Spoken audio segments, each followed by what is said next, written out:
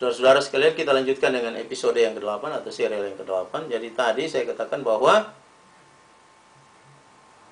Undang-Undang nomor 8, Undang-Undang nomor 11, Undang-Undang Darurat RIS nomor 11 tanggal 8 Maret 1950 ini dia menyatakan bahwa perubahan suatu daerah harus berdasarkan kehendak rakyat, atau harus ada badan yang diangkat untuk maksud tersebut, ya. Jadi sifatnya harus representatif, demokratis, dan bebas, ya. Nah, undang-undang ini kan jelas selaras dengan pasal 43 dan pasal 44 daripada Konstitusi RIS, dan sama juga dengan Konferensi Meja Bundar. Tetapi berdasarkan undang-undang ini, Soekarno mengeluarkan dekrit yang sangat bertentangan dengan jiwa undang-undang itu sendiri. Pertama, 9 Maret 1950 dikeluarkan dekrit Presiden RIS membubarkan negara Jawa Timur, Jawa Tengah, Madura, dan Pasundan. Digabung ke dalam RIS.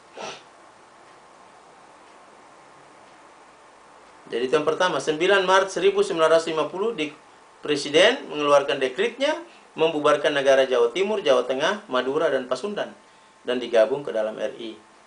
Pada akhir Maret 1950 Presiden mengeluarkan dekrit lagi membubarkan negara Banjar, Dayak Besar, Kalimantan Tenggara, Federasi Bangka, Riau, dan Belitung, dan digabung ke dalam RI. Dan 1 minggu kemudian dikeluarkan lagi dekrit Presiden untuk membubarkan negara Kalimantan Barat, dan digabung ke dalam RI. Jadi kita lihat di sini bahwa semua negara bagian yang dibubarkan tersebut adalah tidak sesuai dengan jiwa Undang-Undang Darurat RIS tersebut yang nomor 11 tadi itu tanggal 8 Maret 1950. Undang-undang katakan lain, Soekarno bikin lain. Tetapi Soekarno bikin dekrit berdasarkan undang-undang ini. Ini kan sudah sangat illogically inkonstitusional dan tidak bisa dipikirkan lagi. Saudara, sangat-sangat bertentangan.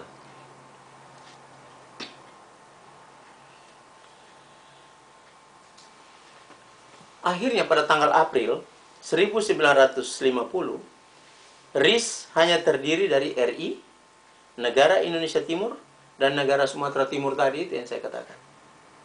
RIS telah menjadi ilegal. Jadi RIS yang tadinya terdiri dari 16 negara bagian, hanya sisa terdiri dari RI, negara Indonesia Timur, dan negara Sumatera Timur. Saudara-saudara lihat di sini bahwa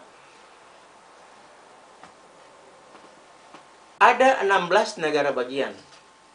Bagaimana bisa RI sendirian jadi dominan daripada semua negara bagian ini? Ini kan beta sama sekali bisa untuk bagaimana ya, beta agak sukar untuk menerangkan hal ini, sebab ini suatu hal yang sangat tidak masuk di akal sehat. Pada saat itu semua negara dibubarkan masuk ke dalam RI. Kenapa tidak dipilih masuk ke dalam Kalimantan kah? Atau masuk ke dalam NIT kah? Kenapa tidak dimasukkan ke dalam NIT? Kok harus masuk ke RI? Ini jadi pertanyaan kritis. Ya itu karena memang jiwa ekspansionis dari Soekarno. Karena kerakusan dan galojonya mereka itu untuk harus masuk semua ke situ. Dan dia waktu itu sebagai presiden daripada RIS, dan dia juga sebagai presiden RI. Jadi dua negara yang dia sebagai kepala negaranya, sebagai presidennya, sebagai presiden RIS Republik Indonesia Serikat, dan juga sebagai presiden RI. Jadi dia bikin ikut dia punya suka, karena pada saat itu memang dia punya tentara dan dia punya kewenangan. Jadi dia bikin ikut dia punya suka. Nah, semua orang juga bertentangan, tetapi ya dia lakukan agresi militer. Siapa setuju? Oke, tidak setuju dia sikat dengan agresi militer. Itu Soekarno pada saat itu. Nah, kita lihat lanjutannya. Jadi pada tanggal 4 April, RIS yang berdasarkan keputusan Konferensi Meja Bundar terdiri dari 16 negara bagian, itu sisa 3 negara bagian, RI, NIT, dan Sumatera Timur. Ini juga tidak tahu jelas kenapa sampai disisakan Sumatera Timur. Oke, kita lanjutkan. Sultan Hamid II dituduh memberontak dan dibawa ke mock trial, pengadilan pura-pura. Hal ini dilakukan oleh Soekarno mengingat Sultan Hamid II adalah kepala atau ketua daripada Badan Permusyawaratan Federasi, sehingga memudahkan Soekarno untuk melaksanakan keinginan ekspansinya untuk menguasai seluruh Indonesia. Kejadiannya sebagai berikut. Beberapa bulan setelah penyerahan kedaulatan ke Indonesia, maka hukum dan undang-undang dikacaukan di Indonesia. Yang kedua, bahwa agen-agen RI memaksa pemerintah negara-negara komponen bagian lainnya untuk menyerahkan kekuasaan mereka kepada RI. Jadi, saudara lihat bahwa sesudah beberapa bulan penyerahan kedaulatan dalam bentuk RIS, itu undang-undang dan hukum itu dikacaukan di Indonesia.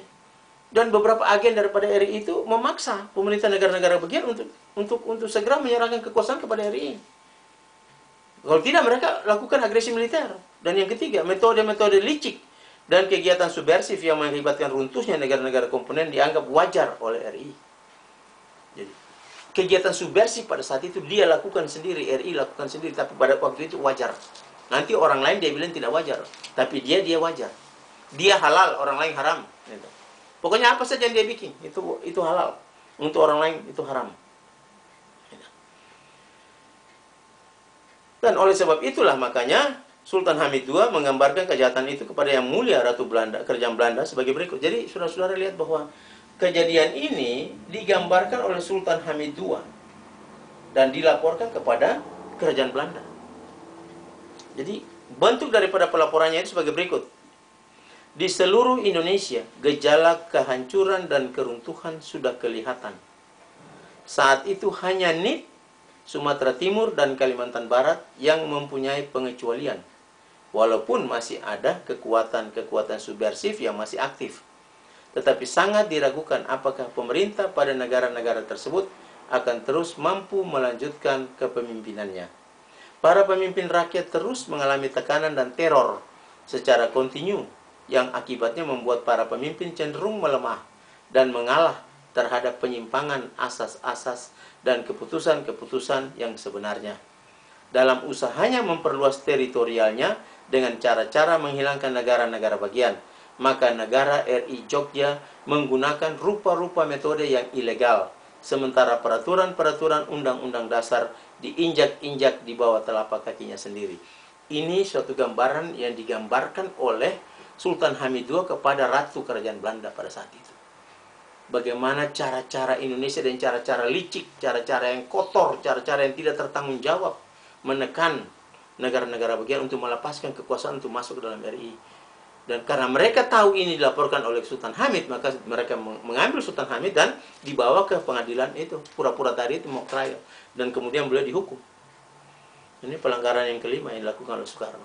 Juga pelanggaran Unci, karena Unci tahu ini persis, saudara.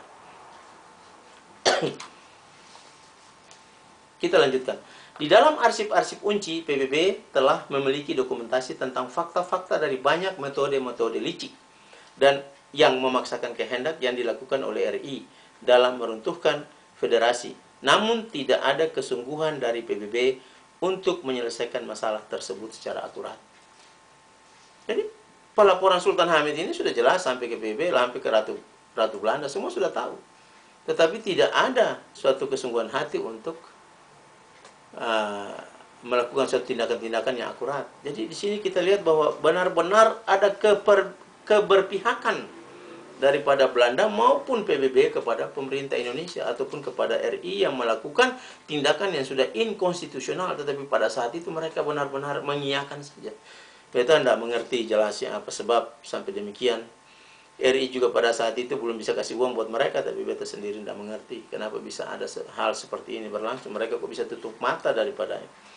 Dan sampai sekarang kita lihat jelas apapun yang dilakukan oleh RI, bunuh orang, ya, apapun kejahatan bentuk apapun yang dilakukan oleh RI atau Indonesia itu dibiarkan saja oleh PBB, dibiarkan saja oleh dunia internasional, dibiarkan saja oleh negara-negara maju yang punya yang menghormati hak-hak asasi manusia. Itu fakta kenyataan.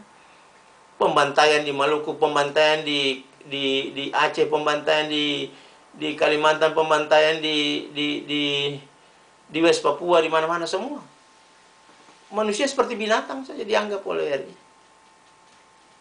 Hanya dia saja yang boleh hidup, hanya dia saja yang boleh berkuasa. Dibiarkan oleh dunia internasional.